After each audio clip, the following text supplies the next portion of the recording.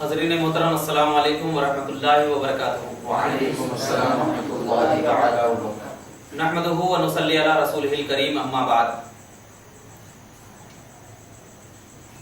صدق اللہ صدق رسول اللہ صلی اللہ علیہ وسلم۔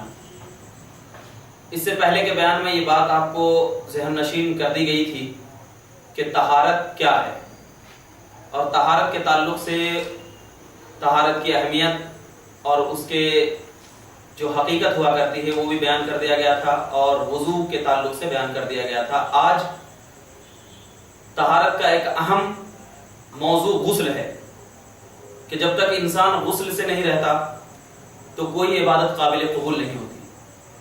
تو لہٰذا ضروری یہ ہے کہ ہمیں غسل کا طریقہ اور غسل میں کیا کیا فرائض ہیں ان کو معلوم کرنا چاہیے، تاکہ ہماری نماز، ہمارا قرآن پڑھنا، ہماری عبادت قابل قبول ہو۔ سب سے پہلے یہ بات ذہن نشین رکھنی چاہیے کہ غسل میں 3 فرائض ہوا کرتے ہیں۔ سب سے پہلے کلی کرنا، اس طریقے سے کہ کوئی شخص اگر ناپاک ہو گیا تو ناپاک ہونے کے بعد پورے منہ کا کلی کرے، اس حیثیت سے کہ منہ کا کوئی بھی حصہ خالی نہ رہے۔ بہتر یہ ہے کہ کلی کرے تو بالکل غرارہ وغیرہ کرے تاکہ اندر تک پانی ایک دم بالکل تر ہو جائے۔ تو یہ طریقہ ہے کلی کرنے کا۔ کوئی شخص بس تھوڑا سا پانی لیتے ہیں اور کلی کر کے پھینک دیتے ہیں، تو اس سے کلی نہیں ہوگا۔ کلی کا مطلب ہے پورا منہ بھر پانی لینا، اور پورے منہ بھر پانی سے یہ یقین ہو جانا کہ پانی پورے منہ میں جا چکا ہے، تب ہی کلی ہوگا۔ دوسری چیز ہے ناک میں پانی چڑھانا۔ ناک میں اس حیثیت سے پانی چڑھانا کہ آپ چلو میں پانی لے لیں اور اس کے بعد ناک کی جو یہ ہڈی ہے، یہاں تک کم سے کم پانی جانا، تب ہی ناک میں پانی چڑھانا ہوتا ہے 3 مرتبہ۔ اور تیسری چیز فرائض میں سے ہے تمام بدن کا اس طریقے سے دھونا کہ بدن کا ایک حصہ بھی خشک نہ ہو۔ یہ تینوں چیز فرض ہے۔ اگر ان تینوں چیز غسل کے اندر نہیں پائی گئی تو آپ کا غسل نہیں ہوگا۔ اور یہ تو غسل کے فرائض ہیں، لیکن غسل کی سنتیں کیا ہے؟ سب سے پہلے نیت کرنا۔ کوئی شخص اگر ناپاک ہے تو وہ غسل کرنے کے لیے جا رہا ہے تو اس کی نیت ہونی چاہیے کہ میں غسل کی نیت کر رہا ہوں۔ زبان سے نیت کرنا ضروری نہیں، دل میں اگر نیت ہے کہ میں غسل کرنے کے لیے جا رہا ہوں تو کافی۔ اور دونوں ہاتھ کا گٹوں تک 3 بار دھونا یہ سنت ہے، اور استنجا کی جگہ کو دھونا۔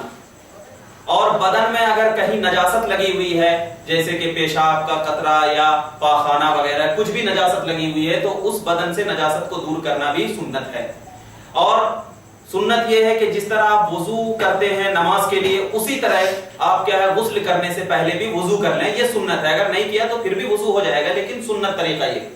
اور بدن میں پانی کو چھڑکنا، یعنی پورے بدن میں پانی کو پہلے آپ فوراً نہیں دیتے، کیونکہ بعض اوقات میں کیا ہوتا ہے، ٹھنڈے کا موسم جب ہوتا ہے تو بدن بالکل خشک ہو جاتا ہے، اور آپ پانی جب انڈھیلیں گے تو بدن پر پانی نہیں گرتا ہے، کیونکہ وہ پانی نیچے زمین پر چلا جاتا ہے بدن پر۔ تو اسی لیے پہلے تھوڑا سا ہاتھ میں پانی لے کر کے بدن میں اچھی طرح رگڑیں، یہ سنت طریقہ ہے۔ اس کے بعد ایسی جگہ پر نہانا جہاں پر لوگ آپ کو دکھائی نہ دیتے ہوں، لوگ آپ کو نہیں دیکھ رہے ہیں، اور بہتر یہی ہے کہ آپ کپڑا پہن کر کے نہائیں، اور کسی قسم کا کلام بھی نہیں کریں۔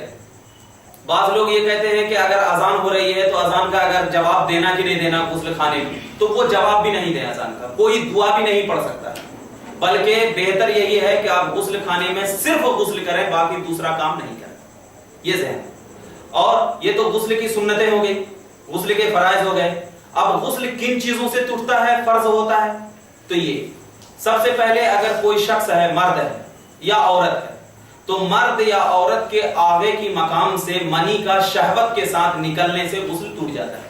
یعنی کسی کے مرد ہو یا عورت ہو، اس کے آگے کی مقام سے اگر منی کا خروج ہو گیا، منی نکل گیا، تو اب اس کے اوپر غسل کرنا واجب ہے۔ کوئی عورت حائضہ ہو گئی تو اب اس کے اوپر غسل، جب حیض کا خون ختم ہو جاتا ہے تو اب اس کے اوپر غسل فرض ہو جاتا ہے۔ کوئی عورت کو بچہ ہوا، اس کے بعد 40 دن نفاس کا خون آتا ہے، تو اب اس کے بعد نفاس کے خون کے آنے کے بعد جب 40 دن مکمل ہو جائے اور خون رک جائے تو اس کے بعد بھی غسل کرنا کیا ہے، فرض ہو جاتا ہے۔ تو اب ان چیزوں میں یہ غسل کیا ہے، فرض ہو جاتا ہے۔ باقی چیزیں اگر کوئی ناپاکی لگ گئی آپ کو اور 1/4 حصے سے کم ہو وہ ناپاکی، کپڑے میں لگ گئی ہو یا کوئی بدن میں لگ گئی ہو اور 1/4 حصے سے کم ہو وہ ناپاکی، تو اس صورت میں غسل فرض نہیں ہوگا۔ 1/4 حصے سے اگر زیادہ ہو جائے تب غسل کرنا کیا ہے، فرض ہو جائے گا۔ یہ چیز ذہن نشین رکھنا چاہیے. اور غسل سنت ہے 4 دن کرنا.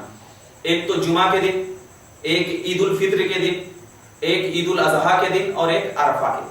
یہ 4 چیز 3 غسل کرنا کیا ہے؟ سنت ہے.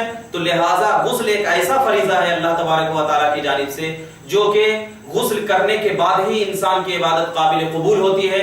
اگر بغیر غسل کے یا بغیر وضو کے اگر کوئی شخص مسجد میں جا کر کے نماز پڑھ لیا، حالانکہ اسے معلوم ہے کہ میں ناپاک ہوں، اس کے بعد بھی جا کر کے نماز پڑھ لیا تو وہ شخص کافر ہو گیا. اتنا ذہن نشین رکھنا چاہیے. کیوں؟ اس لیے کہ آپ نے عبادت کو ہلکا جانا، اور اللہ تبارک و تعالیٰ کے کسی بھی فرائض کو ہلکا جان کر کرنا یہ کفر کے منزل میں ہوا کرتا ہے. لہٰذا اب تمام لوگوں سے ادباً گزارش ہے کہ غسل کا بہترین طریقہ سیکھیں. اور غسل کرنے کا طریقہ یہ ہے، یہ تو تمام فرائض اور سنتیں ہو گئی، لیکن غسل کرنے کا طریقہ یہ ہوا ہے کہ سب سے پہلے غسل کرنے والا شخص نیت کرے. اس کے بعد 3 مرتبہ ہاتھ کو گٹوں تک دھوئے، اور پھر گٹوں تک دھونے کے بعد جہاں پر استنجا لگا ہوا ہے، جس بدن کے جس حصے میں، اس جگہ کو دھوئے لگڑ کر کے آپ کو بالکل یقین ہو جائے کہ اب وہ استنجا اب وہاں سے ختم ہو گیا. پھر استنجا کی جگہ کو بھی دھوئے. اس کے بعد بدن پر پانی ہلکا چھڑک کر کے یہ کرے. یہ غسل کا طریقہ ہے. اس کے بعد نماز جیسا وضو کرے. اس کے بعد نماز جیسا وضو کرنے کے بعد آپ پیر نہ دھوئیں. لیکن یہ کب ہے کہ ایسی جگہ آپ غسل کر رہے ہو جہاں پر پانی رکتا ہو، جہاں پر پانی رکتا ہو. لیکن آج کل کیا ہے، بہترین حمام خانے بنے ہوئے، وہاں پر پانی رکتا نہیں ہے بلکہ چلا جاتا ہے. تو اب وہاں پر پیر بھی دھو لینا ہے. پیر اس لیے دھو لینا ہے کہ پانی رک رہے نہیں تو اب مائع مستعمل نہیں ہوا، استعمال کیا ہوا پانی نہیں ہوا، تو اب لہٰذا پیر بھی دھو لینا ہے. اس کے بعد تمام بدن پر پانی، دائیں کا منڈے پر پہلے 3 مرتبہ پانی ڈالنا ہے، پھر بائیں منڈے پر 3 مرتبہ پانی ڈالنا ہے، پھر سر کے اوپر 3 مرتبہ پانی ڈالنا ہے، پھر پورے بدن کے اوپر 3 مرتبہ پانی ڈالنا ہے. یہ غسل کرنے کا سنت طریقہ ہے.